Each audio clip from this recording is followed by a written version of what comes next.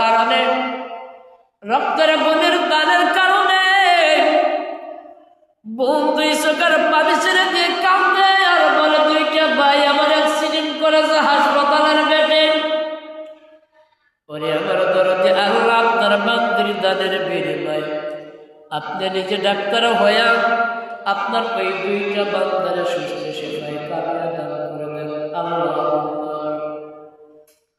সম্মানিত যুবকেরা, অসম্মানিত যুবতীরা, একটু খেয়াল করে শোনেন। নারীর এত মর্যাদা ছিল না, নারী বাবা মার কাছে এত পুষ্য ছিল। দাহিয়াতুল কলবের আলোচনা করতেছিলাম। দাহিয়াতুল কলবে দুই চোখের পানি ছেড়ে দিয়ে কাঁদার বলে, হুজুর আমি এত গুনাহ করেছি, এত পাপ করেছি, এত অন্যায় করেছি, সকল গুনাহ আল্লাহ মাফ করে দিতে পারে, কিন্তু আমি এক এক করে 6টা কন্যা সন্তান কবর দিয়েছি, ওটাও আল্লাহ মাফ করে দিতে পারে। সর্বশেষে আমি এসে আমার ছোট্ট কন্যা সন্তান যারা রেখেছিল জামিনের সন্তান, স্ত্রী বললেন, স্বামী আপনি তাকিয়ে দেখেন আপনার মেয়েটা আল্লাহ রাব্বুল আলামিন আপনাকে যেমন সৌন্দর্য দান করেছে, আমার মনে হয় মদিনার মধ্যে এত সুন্দর যুবক আর কেউ নাই। তেমনি করে আমার আল্লাহ রাব্বুল আলামিন আপনার কন্যা সন্তানকে একই রূপান্তরিত করেছে। আমি কোনো কথা বলতেছিলাম না। আমরা রাত্রি যখন স্বামী স্ত্রী ঘুমাতে গেলাম, বলি যারা তোমরা জানি না, আমাদের দুজনের মাঝখানে শুরু করলেন, হুজুর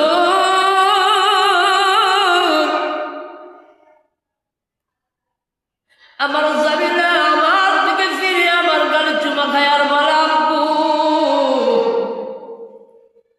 আব্বু হে আপনার দীর্ঘদিন হল দেখি না, আপনি এতদিন কেন থাকবেন? আমি আমার মারি বারবার জিজ্ঞাসা করি, গো মা আমার আব্বু কেন বাসায় আসে? আব্বু আপনি আইসেন, আমার যে কত আনন্দ লাগতেছে, কত ভালো লাগতেছে। আমার পরিবারের টুকুরা জানিলাম, আবার মার দিকে ফিরে, তার মার দিকে ফিরে, তার মার গলা ধরে মার মুখের মধ্যে লুকায়া পড়ে, মা আমার আব্বু বাড়িতে আসার কারণে আমার এত আনন্দ আর এত মজা, আমি তোমারে বোঝাতে পারবো না। মেয়ের কাউন্সিলে শুনলাম, আমার মনটা এক পর্যায়ে করে যেতে লাগলো, কিন্তু চিন্তা করলাম না রে না, আমি কন্যা সন্তানের বাবা সমাজে কেমন করে মুখ দেখাইব, এইটা তো মেনে নেওয়া যায় না। শয়তান আমারে বারবার ধোঁকা দিতেছিল। রাত্রি যখন পোহায়া গেল,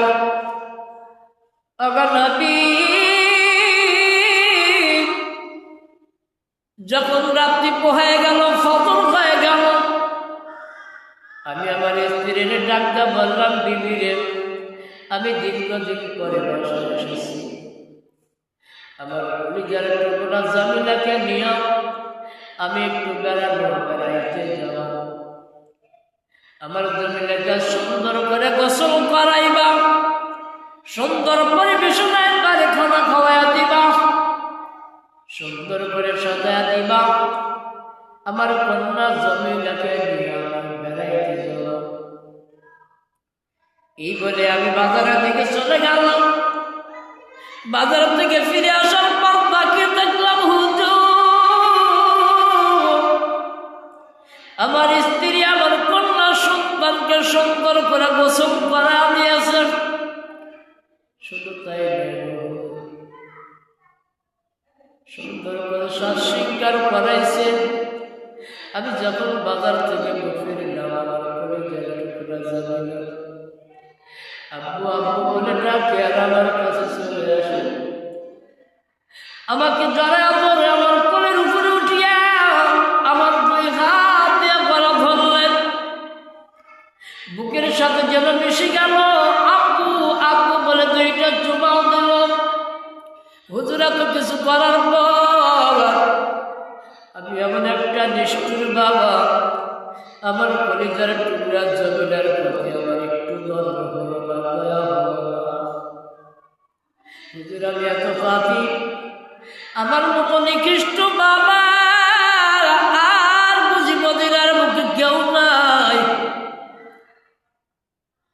আমি সর্বশেষে আমার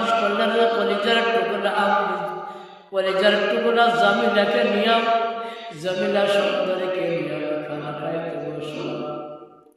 আমার স্ত্রী জনমের মতো আমার জামিলারে খানা খাওয়াই দিতেছি, আমি খানা খাই আর মনে মনে বলি খাও, আজকেই তোমার শেষ খাবার, এরপরে জিন্দগিতে কোনোদিন তোমার আর খাবার লাগবে না।